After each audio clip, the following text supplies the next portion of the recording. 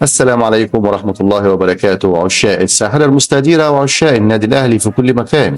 لو أنت أول مرة تشاهدنا يا ريت تشترك بالقناة وتفعل زر الجرس ليصلك كل جديد. الحمد لله على كل شيء، واول حاجه مبروك للجمهور العظيم ده، ومبروك للعيبه النادي الاهلي، وان شاء الله في مزيد من البطولات باذن الله. اول مباراه قمه ليك بتيشيرت النادي الاهلي كنت حاسس بايه قبل ما تيجي؟ لا طبعا اي مباراه في الدنيا بتبقى اول مباراه ليك مع نادي كبير زي النادي الاهلي، بتبقى مباراه صعبه جدا، والحمد لله ربنا كلل تعبنا على خير وخدنا البطوله الحمد لله.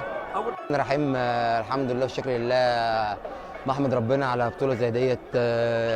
وبشكر الرجاله كلهم النهارده كانوا رجاله. وبشكر الجهاز الفني طبعا، وبشكر كل الجمهور اللي جه النهارده وحضر ودعمنا بشكل كبير جدا. بعديهم البطوله دي وبطوله غاليه علينا قوي.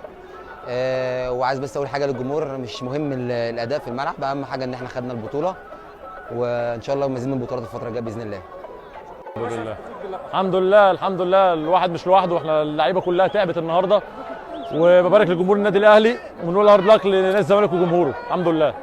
مباراه قمه برضه ليها حسابات خاصه، الناس كان ليها توقعات معينه في الماتش، كلمنا عن الاداء بشكل عام. بص، مش قصه ليها حسابات خاصه، وماتش كبير، المنافس التقليدي ليك نادي الزمالك.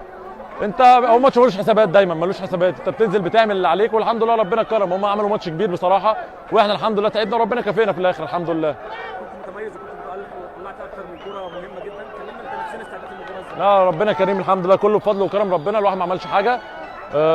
استعد زي ماتش السلوتاك، بس هو ماتش كبير طبعا قدام نادي كبير. الحمد لله ربنا كريم، الواحد استعد له زي اي ماتش، والحمد لله ربنا كرمنا الحمد لله.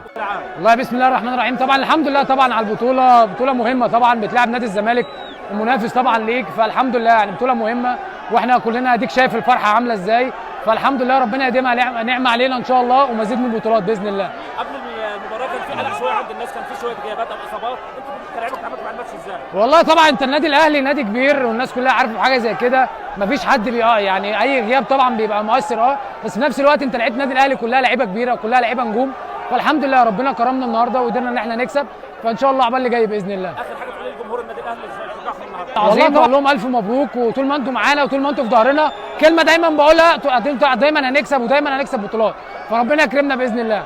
ان شاء الله طبعا بنطمن الجماهير وبنقول لهم ان شاء الله اللي جاي خير، وباذن الله ربنا يكرمنا الفتره اللي جايه، وانتوا في ظهرنا ان شاء الله، وطول ما انتوا في ظهرنا كل حاجه هتمشي بشكل كويس، وبشكركم طبعا على الشكل الحلو العظيم ده النهارده، وباذن الله جاي خير، والف مبروك النهارده.